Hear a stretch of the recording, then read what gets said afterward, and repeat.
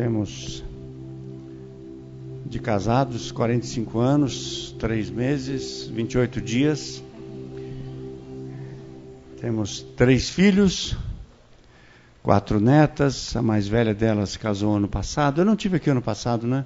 Não, né? No ano passado ela casou no dia 31 de março. Então nós estamos assim vendo o nosso projeto de família. Está sendo assim muito abençoador, está sendo muito joia. Então, para nós falar de família é algo assim muito fácil, que a gente tem vivido algumas coisas muito boas na nossa vida.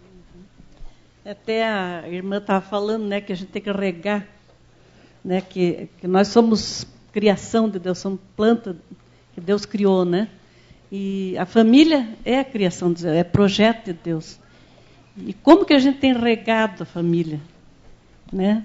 A gente tem aceitado o que o mundo tem falado, se não deu certo, parte para outra, e destrói a família inteira? Ou a gente tem investido, lutado para que a família, né, dê certo, que vá em frente, que a gente possa ver nossos netos, bisnetos e as próximas gerações, né, como Deus fala na sua palavra, né? E você que está com a sua família aí, que podia ficar junto, pai, mãe, filho. Isso. Podiam ficar junto para a gente fazer uma oração para começar a regar já a nossa família. Junto com a sua esposa ou junto com o seu filho, troquem de lugar aí se for preciso. Faz uma baguncinha santa. No final do culto, as crianças vão estar aqui? Vão? Joia, que a gente quer fazer uma oração no final. Os pais com os filhos.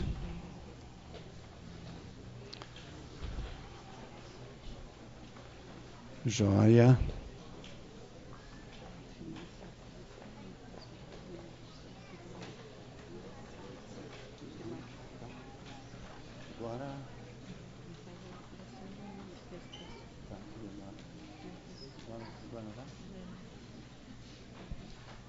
Talvez você gostaria que tivesse mais alguém da tua família aqui com você, mas não está. Você vai orar por eles também agora. Vamos nos curvar diante do Senhor. Deus e Pai, é tão precioso nós vemos as famílias reunidas, Senhor. Os casais, seus filhos. Deus, esse é o teu projeto. Que a família esteja junto.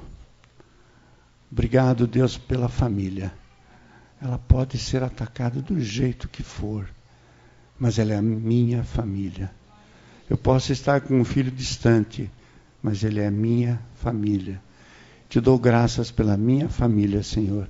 E abençoo cada filho agora aqui, cada pai, cada mãe, cada irmão, cada avô que está aqui. Senhor, a tua graça seja derramada agora. Que o teu Santo Espírito agora permeie os corações das famílias para ouvirem essa palavra, que é a palavra do Senhor, para que faça diferença em nossa vida. Nós oramos, ó Deus, pela tua graça agora, em nome de Jesus. Amém. Já vai? Deus te abençoe.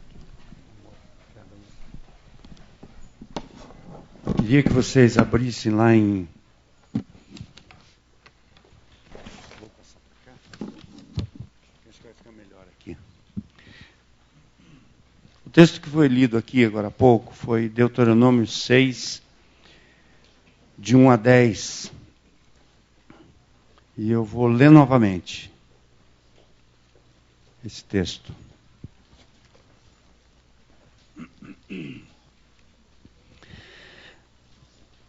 Mas antes eu queria fazer um comentáriozinho. Uma estatística nos Estados Unidos, o americano gosta muito de estatística, né? E fizeram uma estatística que é um pouco assustadora. De cada 10 jovens que estão na igreja hoje, 8 que atingirem a universidade vão se afastar da fé. É assustador? De cada 10, quando entrarem na universidade, a influência da universidade vai afastá-lo da fé. O princípio vai estar plantado, mas ele vai se afastar. Ele vai voltar. Alguns vão voltar, outros não vão. E esses que ficaram, que permaneceram na fé, então de cada 10, 2. De cada 100, 20. E essa estatística foi muito ampla. Perguntaram para esses que ficaram, esses que permaneceram, qual foi a maior influência que você teve na tua vida que te dispôs a permanecer na fé com os seus pais? E em primeiro lugar, quem mais influenciou o jovem foi a mãe. Foi a mãe. Amém, mães? Mas graças a Deus, em segundo lugar, foi o pai. Mas a mãe ainda transmite mais. Então a importância, mães. Mas eu digo para os pais, a importância dos pais também. Mas em terceiro lugar, tem uma pessoa que é muito importante, que influenciou a sua vida, para que você permanecesse na fé. Em terceiro lugar veio o pastor. Pastor, nessa você tirou o terceiro. Amém! Amém! Porque é pai e mãe mesmo, em primeiro e segundo. É na família que a fé é firmada. Em quarto lugar, gente, o que mais influenciou foi a escola bíblica. Estatística americana, não dá para negar. E se foi feito lá nos Estados Unidos, no Brasil não é muito diferente, não. É a mesma coisa. As influências que acontecem lá, as coisas que acontecem lá, acontecem aqui também meio que por igual, não há muita diferença, não. Eu queria ler esse texto de Deuteronômio 6, quem quiser pode abrir, Deuteronômio 6. Para que nós tenhamos assim a medida exata do que é a fé em casa. A fé começa em casa. Amém? Deuteronômio 6. Estes, pois, são os mandamentos, os estatutos e os juízos que mandou o Senhor teu Deus se te ensinassem, para que os cumprisses na terra a que passas a possuir. Para que temas ao Senhor teu Deus e guardes todos os teus estatutos e mandamentos que eu te ordeno, tu e teu filho e o filho do teu filho, todos os dias da tua vida, e que teus dias sejam prolongados. Está falando aqui dos teus filhos, os filhos dos teus filhos e os filhos dos teus filhos, ou seja, a terceira e quarta geração. Ouve, pois, ó Israel, e atenta em cumprires, para que bem te suceda, e muito te multipliques na terra que mana leite e mel, como te disse o Senhor, teu Deus de teus pais. Ouve, Israel, o Senhor nosso Deus é o único Senhor. Amarás, pois, o Senhor teu Deus, de todo o teu coração, de toda a tua alma, de toda a tua força. Estas palavras que hoje te ordeno estarão no teu coração, em primeiro lugar.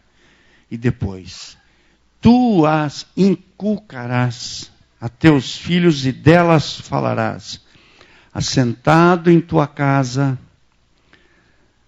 e delas falarás assentado em tua casa e andando pelo caminho, e ao deitar-te e ao levantar-te. Também as atarás como sinal na tua mão, e te serão por frontal entre os olhos, e as escreverás nos umbrais da tua casa e nas tuas portas. Havendo-te, pois, o Senhor teu Deus introduzido na terra que sob juramento prometeu a teus pais, Abrão, Isaque e Jacó. Falou aqui novamente de 3 famílias, Abrão, Isaque e Jacó. Mas o que ele falou aqui? Inculcar aos filhos, assentado em tua casa. Quando esse texto aqui foi escrito, não existia banco, não existia cadeira. Aonde as pessoas se assentavam em casa? Se não havia banco nem cadeira? No chão. E nós tivemos alguma experiência, sem conhecer a palavra, mas nós tivemos alguma experiência. Nós gostávamos muito de sentar na sala no chão, para brincar com os nossos filhos. Então experimente. Quando for ler algum texto da palavra, fazer um culto doméstico, experimente se sentar no chão com eles. Parece que no chão nós ficamos todos mais nivelados. Quando você conversa com uma criança desse tamanho, ela tem que te olhar assim. E quando você se assenta com ela no chão, ela te olha assim. É mais fácil para ela receber. Então tem algo aqui nessa palavra que me chamou a atenção, que foi inculcar nos filhos e falar assentado em casa, andando pelo caminho. Ou seja, vai fazer uma pescaria, fala dos princípios da palavra de Deus. Pegou um peixe, glória a Deus, olha aqui, ó, Deus nos deu um peixinho para nós comer. Tudo nós temos que dar glória a Deus, mas andando, passeando, caminhando. Ah, mais uma agora, essa pega todo mundo. Quando estiver no trânsito, dirigindo o automóvel, será que a gente se comporta tão bem que o filho se sente seguro conosco? É também, hoje, nos dias de hoje, andando pelo caminho, é dirigindo um automóvel. Numa fila de banco, teu filho está junto, você está ensinando a respeitar, esperar a vez. Aquilo que aconteceu ontem no mercado, uma lição. Você pediu provação, Deus te deu já. Esperar, ter paciência. Você está ensinando princípios aos filhos. O viver é o dia a dia falar da palavra de Deus. Não é só no culto doméstico, ou não só nesse culto de hoje. Dia a dia estar ensinando os nossos filhos. E essa palavra tem me chamado a atenção porque nós precisamos voltar a fazer com que a fé se estabeleça dentro de casa. E aqui é esse momento gostoso de celebração, a igreja cheia, nós já estamos preocupados aqui, precisamos aumentar, para onde que nós vamos conseguir, como que nós vamos fazer para aumentar o tamanho desse templo? Vamos começar a nos juntar para levantar um outro terreno para nós construirmos um templo maior. Isso é maravilhoso. Mas a base disso está dentro da tua casa. E é lá que tem que começar. Eu queria dar essa aberturazinha para falar de uma família. Eu gosto muito dessa família. E tudo começou para mim, para estudar esse texto do Gênesis, quando um amigo meu chegou na minha casa e falou assim: tudo bem aí, pai Jacó? Quando ele falou isso para mim, minha cabeça ficou assim: Jacó? O que será que ele quer dizer? Mas como eu conheço essa pessoa, e eu sei que ele não estava ironizando, ele estava querendo me honrar, eu disse para Deus: eu preciso conhecer Jacó. Eu preciso conhecer esse homem. Esse pai de família. Esse pai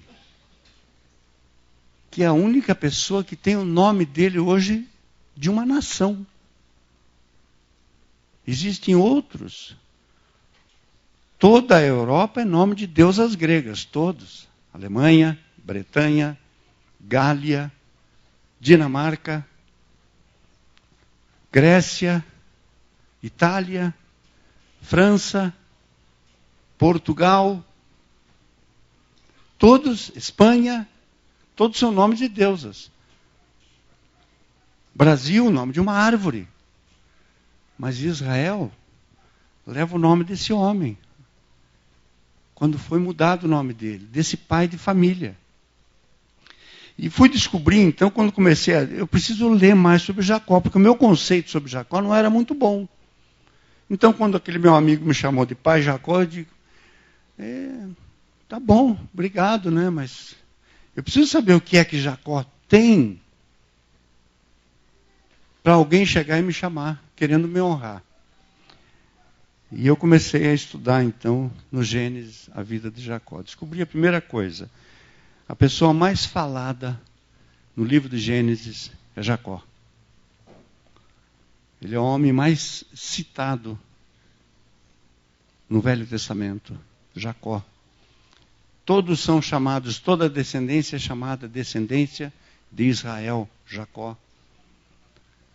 Ele foi chamado desde o começo de Jacó, porque ele tinha algumas características. Então, do capítulo 25 de Gênesis até o capítulo 50, até as últimas linhas, refere-se a alguma coisa a Jacó. E toda a história da família, todos os acontecimentos, remontam todo para Jacó. A vida e a influência de Jacó chegou nesse ponto. A nação judaica hoje se conhece por Israel. Não é a nação dos judeus, nação de Judá, é a nação de Israel. Aí vem uma outra coisa que me chamou a atenção. No capítulo, em 25 de Gênesis, no verso 27, está lá.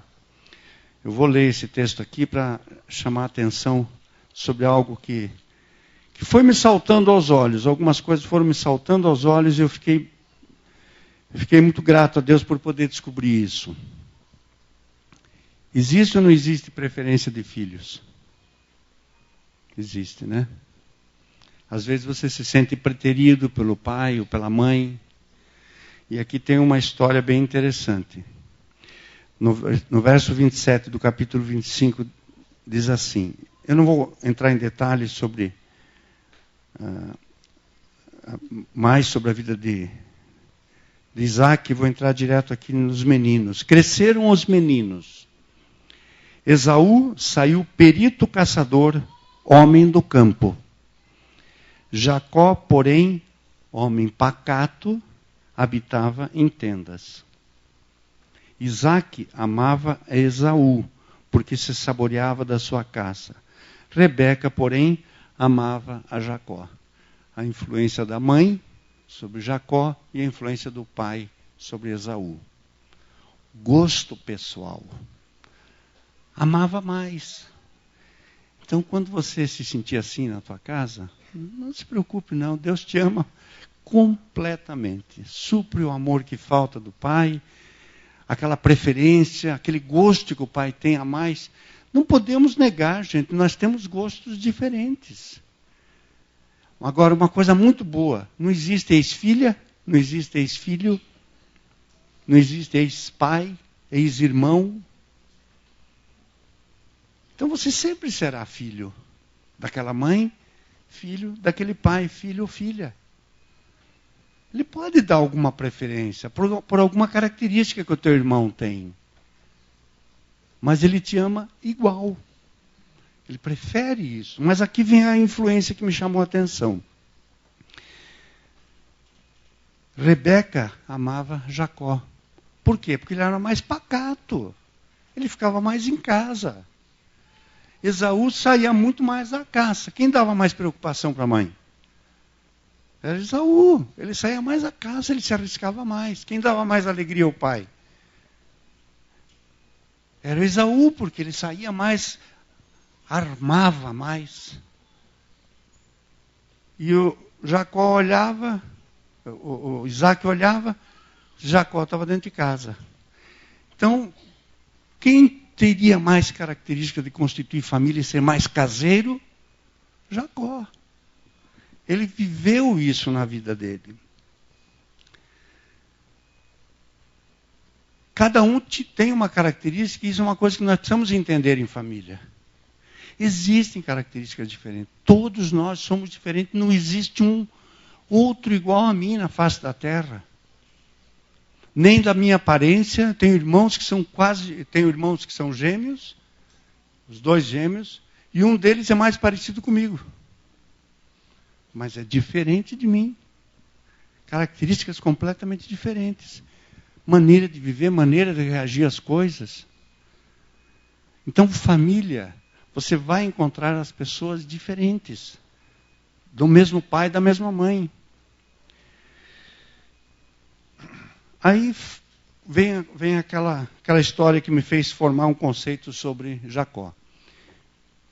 No momento que ele compra a primogenitura do seu irmão. Ele comprou. A história diz assim: tinha Jacó feito um cozinhado quando, esmorecido, veio do campo Esaú e lhe disse: peço-te que me deixes comer um pouco desse cozinhado vermelho, pois estou esmorecido. Disse Jacó: vende-me primeiro o teu direito de primogenitura. E Esaú respondeu: estou a ponto de morrer. De que me aproveita o direito de primogenitura? Quem foi que desprezou a primogenitura? Esaú. Ele desprezou o seu direito de primogenitura por causa de um prato de lentilha. Quem é que dava valor à primogenitura? Jacó. Ele deu valor. Ele ansiava por aquilo. Ele queria ser o primogênito. Quando nasce, Esaú está saindo, Jacó está agarrado no calcanhar dele. Eu queria ser o primeiro, mas não consegui. Essas briguinhas acontecem dentro de casa? Eu acho que é só lá no Guabirutuba que acontece. Aqui acho que não acontece, né? Briguinha de irmão. Eles disputavam alguma coisa. Mas eu passei a entender que Jacó buscou isto. Ele buscou ser o primogênito e comprou. Mais lá para frente, Esaú diz assim: 2 vezes você me enganou. Não, uma vez ele enganou. Está claro aqui na Bíblia. Vamos ver o verso. No verso 6, né? Que ele fala assim. No verso 6 do capítulo 27. Eu vou lá passar para o 27 agora. No verso 6 do capítulo 27. Então disse Rebeca a Jacó, seu filho: ouvi teu pai falar com Esaú, teu irmão, assim: traze caça e faze-me uma comida saborosa para que eu coma e te abençoe diante do Senhor antes que eu morra.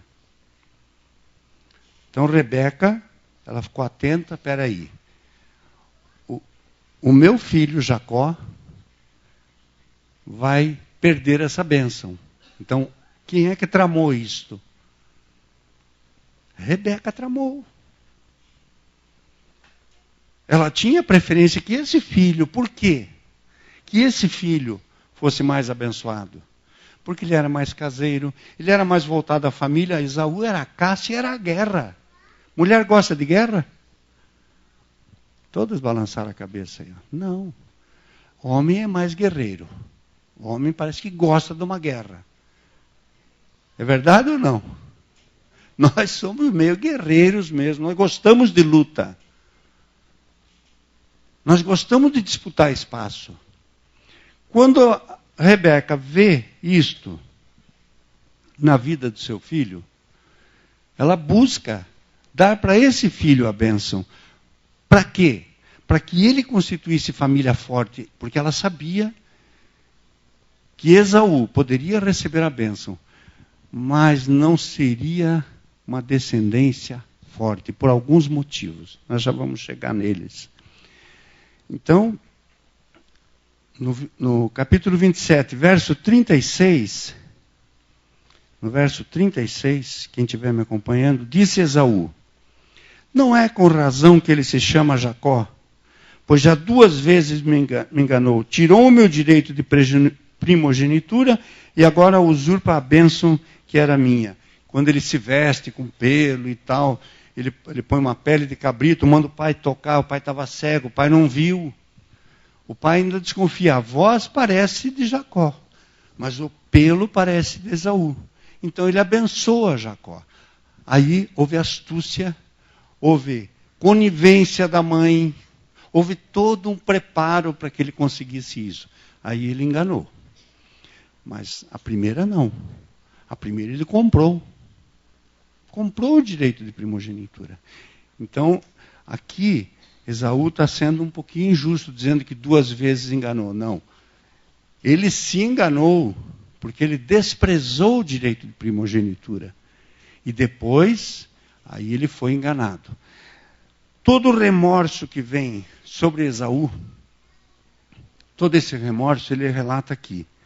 Está no verso 36, tristeza dele, né? Ele diz assim: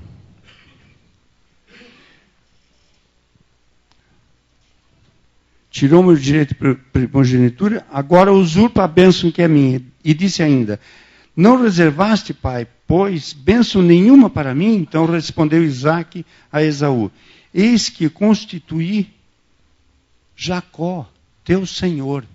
Eu constituí Jacó autoridade sobre você. Consequência de tomada de decisão fácil. Eu estava com fome, vendi meu direito de primogenitura. Agora o meu irmão se achou no direito de enganar meu pai. É consequência do seu pecado. Esaú menosprezou o direito da primogenitura.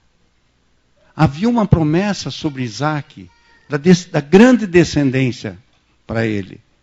Quem pegou isto e disse, eu quero ser pai de uma grande nação? Jacó. Então, Esaú diz assim, disse Esaú ao seu pai, acaso tens uma única bênção para mim? Abençoa-me também, pai. Jacó profere algumas bênçãos. Isaque profere algumas bênçãos sobre Esaú. Ele tornou-se forte, tornou-se também um povo bastante numeroso. Mas a promessa de Deus estava sobre Jacó. Porque ele buscou isso. E nós, como família, nós temos que entender que nós vamos ter alguns dos nossos irmãos que vão ser muito mais bem-sucedidos. A mão de Deus está sobre aquele cara. Ele faz coisas incríveis. E eu luto lá no meu trabalho, saio de casa às 6h15 da manhã, volto às 8 da noite, dou um duro danado.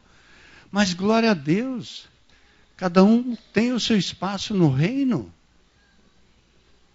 O seu irmão que está prosperando, a mão de Deus está sobre ele.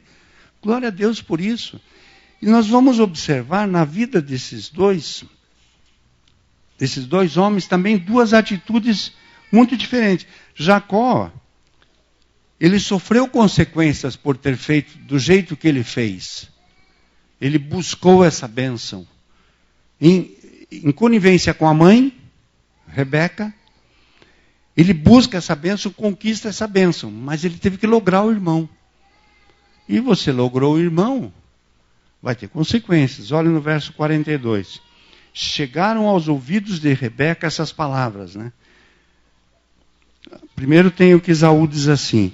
Esaú passou a odiar Jacó por causa da bênção com que seu pai o tinha abençoado e disse consigo, vem próximo os dias de luto do meu pai, então matarei a Jacó, meu irmão.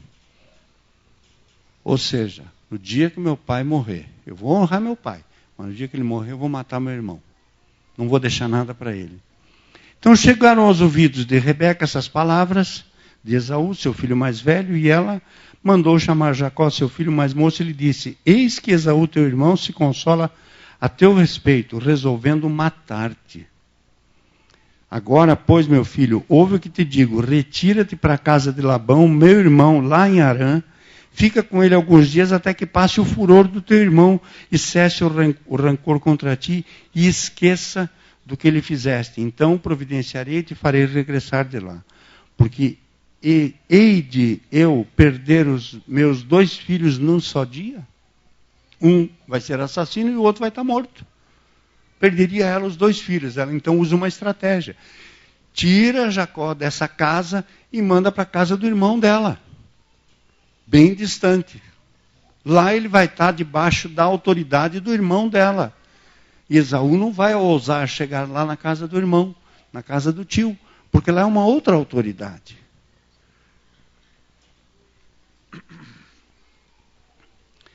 Tem mais uma coisinha interessante aqui. No capítulo 28, eu vou ler a partir do verso 1. Isaque chamou a Jacó, seu filho, dando-lhe a sua bênção, lhe ordenou, dizendo, a diferença entre obedecer e desobedecer. Ele diz bem assim para Jacó, não tomarás esposa dentre as filhas de Canaã, levanta-te e vai a Padã Arã, a casa de Betuel, pai de tua mãe, e toma lá por esposa uma das filhas de Labão, irmão da tua mãe. O casal, eu acho que tinha conversado. Porque por um motivo ou por outro, os dois pais falaram a mesma coisa e disseram: vai para a casa do meu sogro, lá na casa do irmão da tua mulher, para buscar uma esposa lá para você. Não vai tomar esposa dessas aqui, que essas aqui adoram a ídolos, essas aqui adoram deuses pagãos. Vai buscar alguém que tenha o mesmo nível de entendimento que nós temos sobre o nosso Deus. Jacó obedece e vai. Mas Esaú, no verso 6, Esaú: vendo, pois, Esaú que Isaque abençoara Jacó e o enviara a Padã-Arã para tomar de lá esposa para si, e vendo que, ao abençoá-lo, lhe ordenara, dizendo: não tomarás mulher dentre as filhas de Canaã, e vendo ainda que Jacó, obedecendo ao seu pai e à sua mãe, fora a Padã-Arã. Quem foi obediente aqui? Jacó. Ele foi obediente. O pai disse assim: você vai lá naquela terra buscar esposa. Não tome esposa aqui. Dessas mulheres que adoram ídolos pagãos, dessas mulheres que não têm nenhum valor. Vai buscar na nossa família, na nossa descendência, uma mulher para você que eu estou te mandando. Jacó obedece. Olha o que Esaú faz. Sabedor também de que Isaque, seu pai, não via com bons olhos as filhas de Canaã, Esaú, ele sabia que o pai não gostava. Foi Esaú à casa de Ismael, e além das mulheres que já possuía, tomou por mulher a Malaate, filha de Ismael, filha de Abrão, irmã de Nebaiote. Ou seja, ele sabia que o pai não queria que tomasse esposa ali, por causa da descendência. Ele diz: não, é aqui que eu vou fazer. Deliberadamente ele desobedece. Esaú desobedece. Tem consequências? Tem. O povo de Esaú se chamou Edom. E o povo de Jacó se chamou Israel. Qual é o que sobrevive até hoje? Israel. Obediência. Obediência à família. Será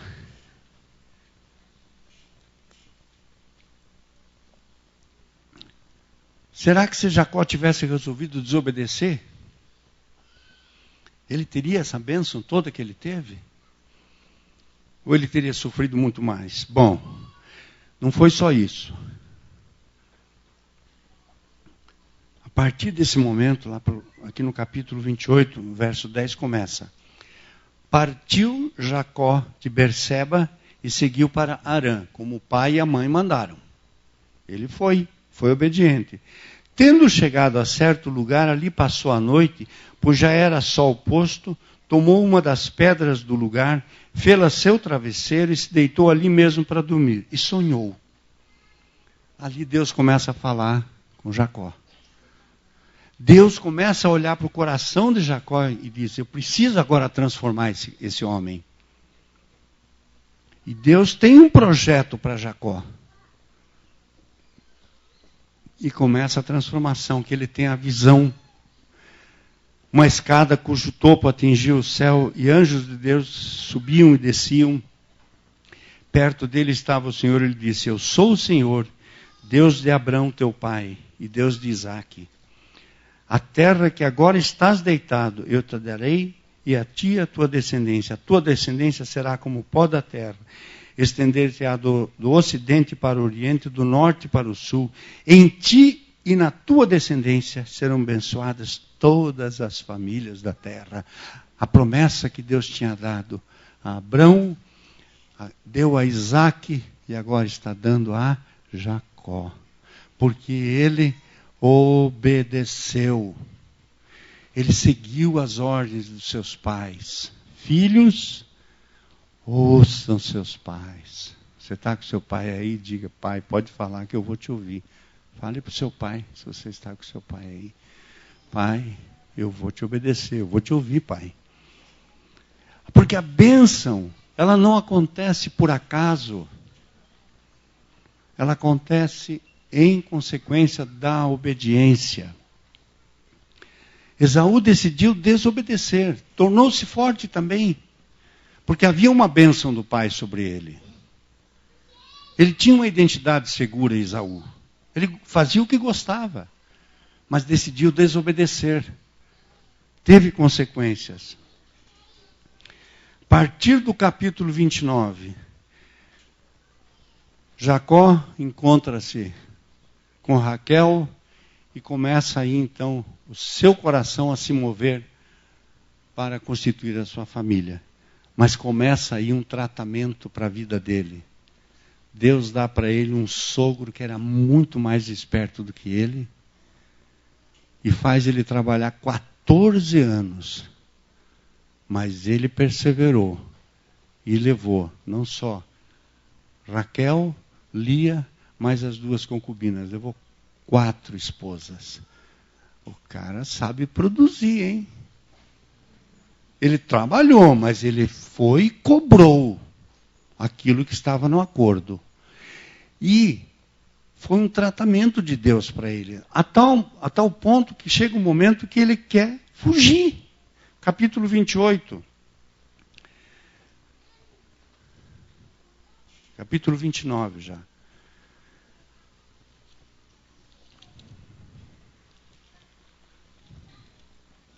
Nós já vamos lá para o 32. Ele tenta fugir.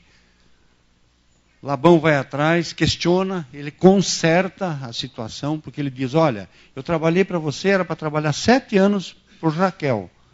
Você me driblou e me deu Lia. E eu trabalhei mais 7 anos para ter Raquel, porque era quem eu queria. Eu levei a Lia, porque você disse que era a tua obrigação, mas eu queria a Raquel, e eu trabalhei para você por Raquel. Então agora eu vou embora. Mas Jacó não vai lá e diz assim, olha, amanhã de manhã eu estou indo. Não, ele prepara as suas famílias, a sua descendência, os filhos, e vai sair. Labão, sabendo disso, vai lá e diz, não, você não vai sair. Ele disse, olha, meu tempo se cumpriu, já trabalhei para você, já cumpri todo o nosso contrato, eu tenho que ir embora. Porque a terra está ficando apertada para nós dois. Nós somos parentes, mas a terra está começando a ficar apertada para nós, eu tenho que ir. Então eles fazem o concerto, ele indo embora, ele faz o acerto com o sogro, estabelecem um memorial, eles constroem naquele lugar coluna para estabelecer, daqui para lá você é teu, daqui para cá é meu. Acertam as 2 famílias e ele vai, mas ele tinha algo ainda que ele precisava acertar. Jacó tinha que fazer um acerto, que ele deixou lá atrás, há mais de 14 anos, que o irmão tinha dito, eu vou te matar, assim que o meu pai morrer.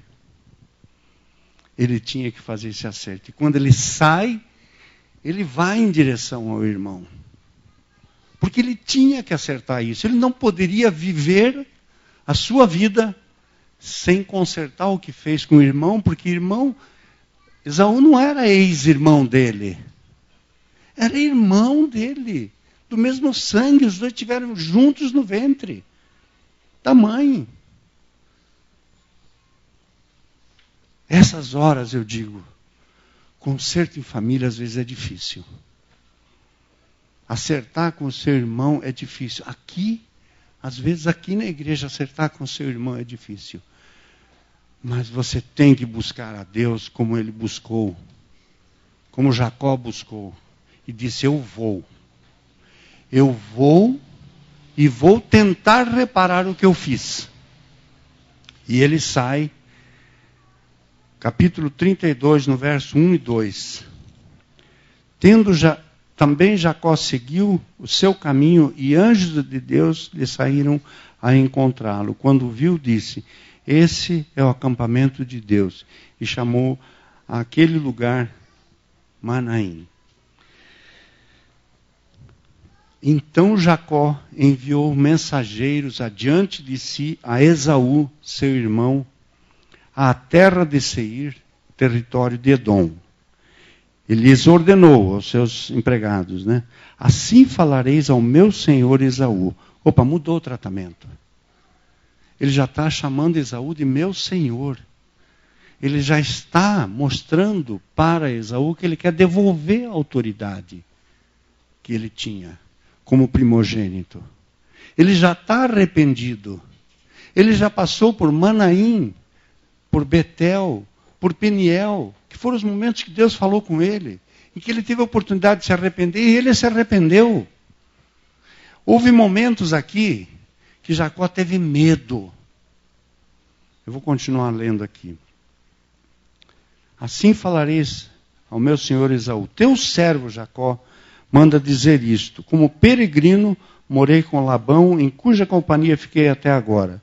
Tenho bois, jumentos, rebanhos, servos e servas. Mando comunicá-lo a meu senhor para lograr mercê à sua presença. Voltaram os mensageiros a Jacó dizendo: fomos a teu irmão Esaú, também ele vem de caminho para se encontrar contigo, e 400 homens com ele. Toda a descendência, todos os empregados, toda a força militar que Esaú tinha, está vindo de encontro com Jacó. Então Jacó teve medo e se perturbou, e dividiu em 2 bandos o povo que com ele estava, e os rebanhos, e os bois, e os camelos. Pois disse: se vier a Esaú a um bando, e o ferir, o outro bando escapará. E orou Jacó.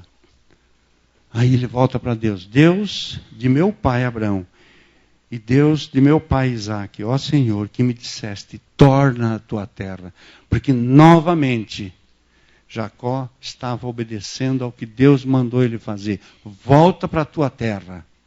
Por isso que ele levantou acampamento e saiu da casa do sogro. Volta agora para a tua terra.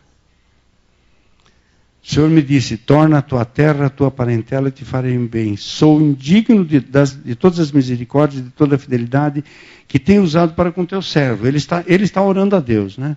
Pois com apenas o meu cajado atravessei esse Jordão. Agora já sou 2 bandos. Livra-me das mãos do meu irmão Esaú, porque eu o temo, para que não venha ele a matar-me as mães com os filhos. E disseste: certamente eu te farei bem, e dar-te-ei a descendência como a areia do mar, e pela multidão que não se pode contar. E tendo ele passado ali aquela noite, separou do que tinha um presente para o seu irmão Esaú. Ele é um estrategista, mas ele depende de Deus. Deus deu para ele uma estratégia. Manda na frente as pessoas com presentes para ele, para o teu irmão, para ir acalmando o seu irmão lá, para mostrar no teu coração que você está arrependido. Manda dizer ao teu irmão lá que ele é o Senhor, que ele é o irmão mais velho. Ali acontece a grande virada dele, que é o Peniel, que acontece com ele, onde ele pede perdão a Deus, ele começa uma mudança de vida. A grande virada na vida de Jacó foi, depois de todo aquele tempo, ele tem que se reencontrar com o seu passado. E tem que consertar o seu passado. Eu não quero me estender muito. Naquele momento, ele deixa de ser Jacó e passa a se chamar Israel. É o nome da nação até hoje, nação de Israel. Nesse reencontro dele, no capítulo 33, a partir do verso 17. A partir do 1 até o 17. Levantando Jacó os olhos, viu que Esaú se aproximava. Agora ele vai ter um encontro com o irmão. Ele sofreu nas mãos do sogro, ele levou pancada de todo lado, lutou, trabalhou, ganhou estratégias de Deus, seguiu as estratégias de Deus, foi obediente, e Deus diz para ele: volta agora. Você vai ter que enfrentar o seu irmão, tem que fazer um concerto com ele. E ele volta. E quando ele volta,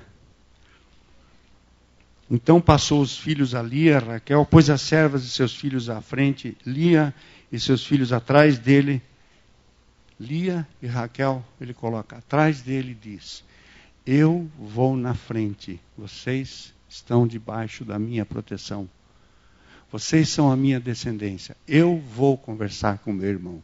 Eu tenho que enfrentar o meu irmão. Vocês não. Eu preciso acertar com o meu irmão. É nesse momento que você vê a transformação. E ele mesmo, Jacó, adiantando-se, prostrou-se à terra 7 vezes até aproximar-se do seu irmão. O irmão está vindo, ele está vendo o irmão vir, ele para toda a sua família e coloca o rosto na terra, em reverência ao seu irmão mais velho. Isso era um sinal de que ele reconhecia a autoridade do irmão, que lá atrás ele havia enganado. Ele tomou essa autoridade do irmão, mas agora ele começa a devolver ao seu irmão. E ele se coloca com o rosto em terra 7 vezes. Então, Esaú correu-lhe ao encontro e o abraçou, arrojou-se-lhe ao pescoço e o beijou, e choraram. Daí, levantando os olhos, viu as mulheres e os meninos, e perguntou: quem são esses que estão contigo? Respondeu-lhe Jacó: os filhos que Deus agraciou a teu servo. Ele se coloca como servo do seu irmão. Então se aproximaram as servas, elas e seus filhos, e se prostraram, reconhecendo a autoridade do irmão mais velho. Chegaram também Lia e seus filhos e se prostraram, e por último chegaram José e Raquel e se prostraram. Perguntou Esaú: qual o teu propósito? Ele pergunta, Esaú fez a pergunta: qual o teu propósito com todos esses bandos que encontrei? Respondeu Jacó: para lograr mercê na presença do meu Senhor. Você é meu irmão mais velho. Eu quero que você saiba. Então disse Esaú: eu tenho muitos bens, meu irmão, guarda o que tens. Mas Jacó insistiu: não recuses, se logrei mercê diante de ti. Peço-te que aceites o meu presente, porquanto vi o teu rosto como se tivesse contemplado o semblante de Deus. E pela graça de Deus você se agradou de mim. A dor do passado, a promessa de morte caiu por terra quando ele se humilha e reconhece a autoridade do seu irmão.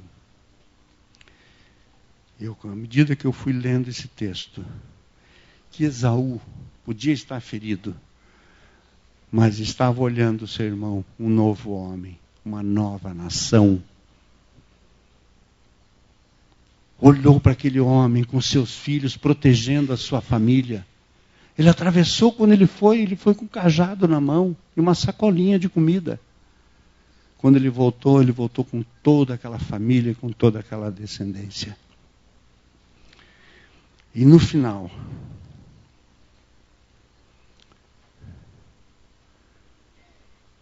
aí Esaú diz assim, vamos a partir do verso 12. Disse Esaú: partamos e caminhamos, eu seguirei junto de ti. Porém Jacó lhe disse, Esaú diz assim: irmão, vamos caminhar junto agora. Mas havia 2 espíritos ali que se contrapunham. O espírito de guerreiro de Esaú era vivo. Ele tinha uma tropa de guerra. Ele tinha um estilo de vida. Andando a todo vapor, a toda velocidade. E a família acompanhando ele. Era pouco? Não, era muito. A família estava ali, junto com ele. Jacó fala uma coisa aqui que para mim foi fantástico quando Jacó diz isso aqui. Ele diz assim, olha,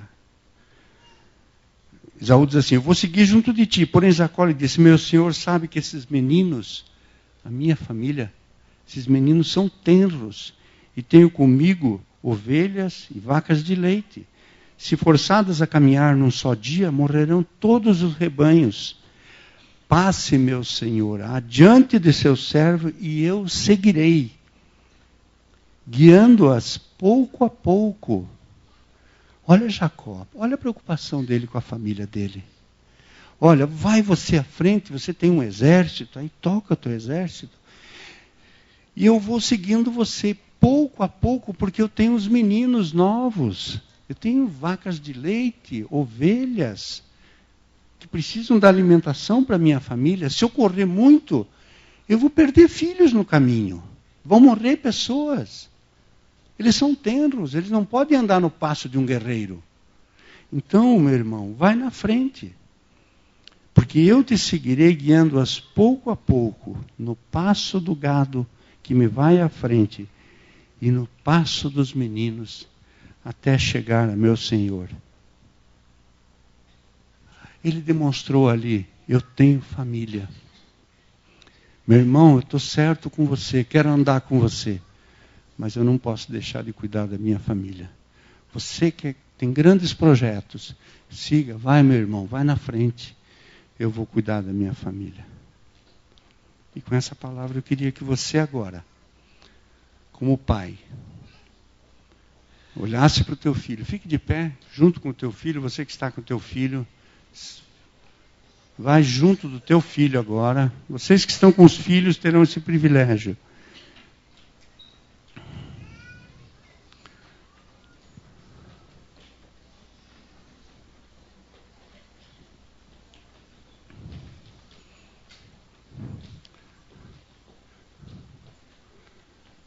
Olhe nos olhos do teu filho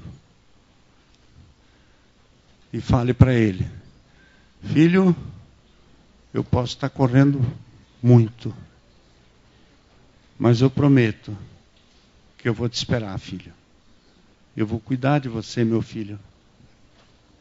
Eu não vou te deixar sozinho, não, meu filho. Eu não vou seguir aquele exército e vou guerrear. Pai, pode dizer para o seu filho: filho, você é meu filho que eu amo. Olha para o seu filho: filho que eu amo. Pode dizer para o seu filho: filho, você é o filho que eu amo. Diga para o seu filho, ele precisa ouvir isso de você. Você é meu filho amado. Eu tenho alegria em estar com você. Mãe, pode ficar junto, mãe. Abrace seu filho. Você tem muita influência na vida do seu filho, viu, mãe? Abrace seu filho também. Eu vou ler aqui essa oração sacerdotal e eu gostaria que você, olhando para os olhos do seu filho, põe a mão na cabeça do seu filho assim, para fazer essa bênção agora. E você repita comigo: o Senhor te abençoe e te guarde. O Senhor faça resplandecer o rosto sobre ti e tenha misericórdia de ti. O Senhor sobre ti levante o rosto e te dê a paz. Assim, ore a sua bênção todos os dias na vida de seu filho, para que ele, quando ele puder tomar as decisões sem você, ele volte-se para o Senhor e diga: a fé dos meus pais, Abraão, Isaque e Jacó. Fale o nome do seu pai: a fé dos meus pais, Abraão, Isaque e Jacó, e diga o nome do teu pai agora. A fé dos meus pais, Abraão, Isaque e Jacó, e o meu pai que está aqui, é a fé que eu seguirei. Amém? Abençoe, amados.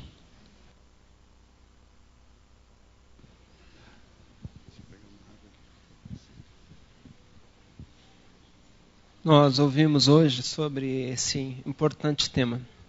Antes da gente orar, lembrando, Jesus, ele ensinava muito através de parábolas. Jesus dizia: o reino dos céus é semelhante a um homem, ou ele contava uma circunstância. E nós estamos tendo a oportunidade de vivenciarmos essa experiência do ensino de Jesus. Foi te dado uma semente, ou várias sementes, para que você pudesse plantar e seguir toda essa sequência. Há uma história que eu acredito que não seja verdadeira, que diz assim, que uma universidade escolheu um inglês, um norte-americano dos Estados Unidos, no caso, um francês e um brasileiro.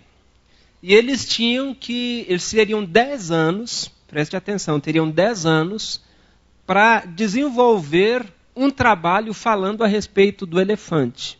Tinham 10 anos para desenvolver um trabalho falando a respeito do elefante. Chegou o dia, depois de 10 anos, o inglês levou 10 volumes, 10 livros grandes. E o tema deles era Pequeno Tratado a Respeito do Elefante. O inglês levou um livreto de bolso com o tema Tudo sobre Elefante. O francês levou muitas imagens, muitas fotos. Conheça melhor o elefante através das imagens. E quando chegou a vez do brasileiro apresentar, ele disse, era para hoje? O que a gente aprende com isso, irmãos? No último dia, lá no final, no dia 26, a gente vai ter que prestar contas aqui. Aí você vai dizer, aquela plantinha, a semente, era para hoje? Então você tem que plantar, se você ainda não plantou, você tem que regá-la, se você ainda não regou. E regar é uma experiência diária. E a gente vai fazendo essa atividade e a gente vai se lembrando daquilo que precisamos fazer também no campo espiritual. Nós precisamos regar através da oração. Regar sobre os nossos filhos, regar sobre a nossa esposa, regar sobre os nossos irmãos, sobre os nossos pais, nós temos que regar. E nós vamos orar agora, aproveitar aí que as famílias estão unidas.